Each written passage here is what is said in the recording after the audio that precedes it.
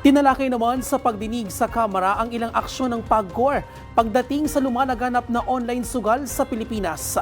Earl Tobias sa report. Matapos sa watahin ng PAGCOR ang naglipa na at naglalakihang billboards ng online e-sugal, problema naman sa mga online content creators na bastang nag-iendorso ng online gambling ang idinadaing ng PAGCOR at ng ilang kongresista, tulad na lang ng popular na content creator na si Ivana Alawi. Mamimigay ng 100 iPhone 17, pero hindi pala kusang ibibigay yun. Dapat, ikaw muna ay mag-subscribe o mag-like doon sa isang online gaming platform. Sagot ni PAGCOR Chairman Alejandro Tenco, 1 milyong pisong penalty at warning ng posibleng suspensyon ang napala ng nagpa-endorsong online e-sugal. Ang isang online endorser tulad ni Ivana. Okay. Sa harap ninyo at sasagutin ko pong hindi po sila himingi ng permiso.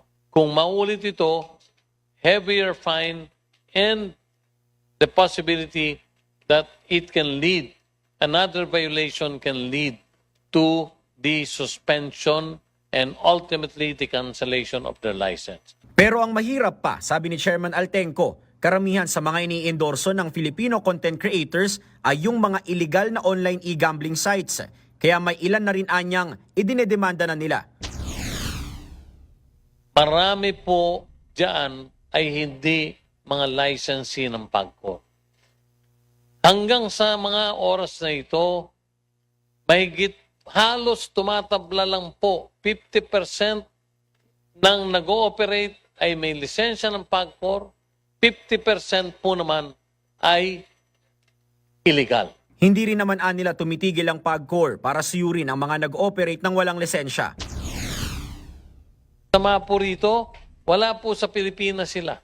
Sila po ay nasa abroad na gumagamit ng mga influencers na mga kababayan natin. Mula nang mag-shutdown ng mga POGO, bumaba ang projected na kita ng PAGCOR at ngayong 2026, tinatayang 87 billion pesos lang ang kanilang kikitain kumpara sa 106 billion pesos na income nila noong 2025. Pero epekto naman nila yan ng mandato na i-delink o tanggalan na ng direktang koneksyon ang online e-wallet sa mga online gambling sites para hindi bastang magamit pang sugal. Para sa totoong balita sa bagong Pilipinas, Earl Tobias, Congress News.